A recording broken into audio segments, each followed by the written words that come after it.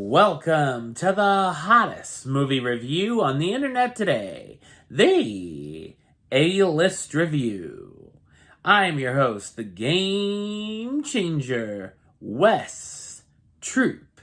And if you've been keeping up with the channel, you'll know that I'm slowly but surely going through some of the great films in the Criterion Collection. And this time, we're going to take our mint-flavored time machine back to the year 1973, where we're going to take a look at director Terrence Malick's feature film.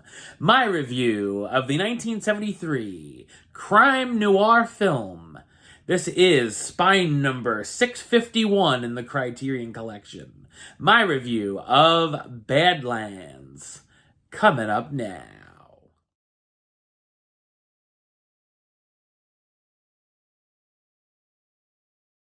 Holly Sargis is an impressionable 15-year-old girl living in a dead end of South Dakota who has a very shaky relationship with her father after the death of her mother a few years prior.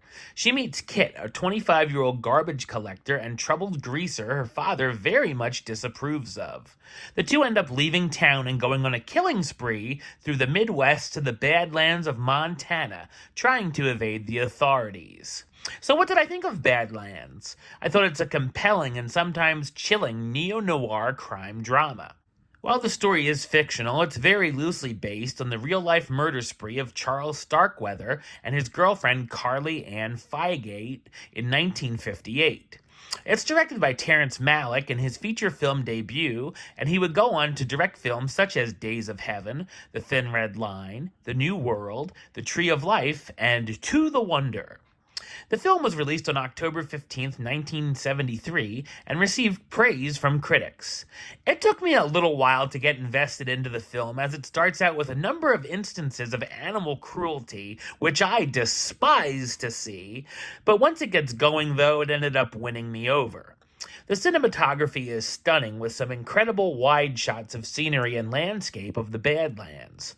Another highlight is seeing Kit and Holly living in the wilderness in a treehouse and a very entertaining dance scene. There were times I thought it could get to be a bit style over substance, but that's pretty on par for Malick. We never really figure out what the characters' motivations are or answers to other elements, which I was actually okay with, as we can draw our own conclusions. There's some great tension throughout as the couple come across people on their trip, and we wonder how Kit will deal with them and if they'll end up as dead meat or not. The final chase scene is rather great and thrilling too.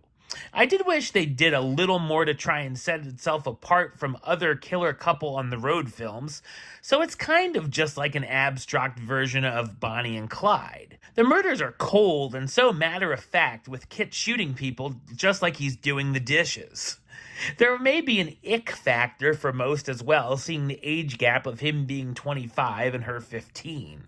While I didn't mind Sissy Spacek's voice for constant narration, I can see how some may find it soothing, and others could find it to be a cure for insomnia.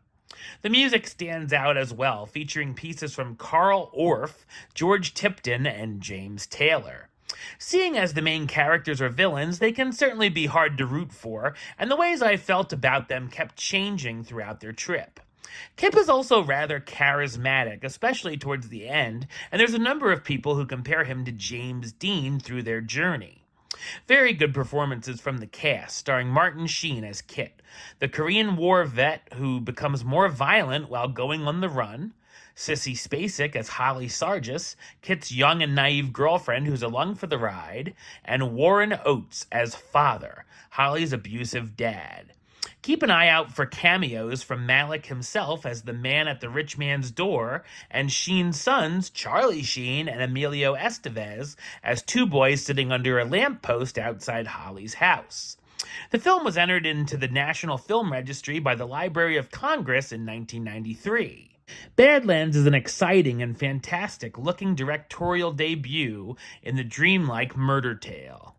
Number-wise, I'm going to give it a 7 out of 10, which gives it the A-list rating of Do It. Alright, well that's the show.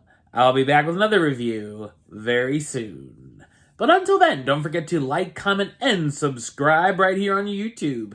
YouTube.com/WestsideOf515. Like the show on Facebook, Facebook.com/WestTruePaylist. And of course, you can follow me on the Instagram and Letterboxd at WesAList.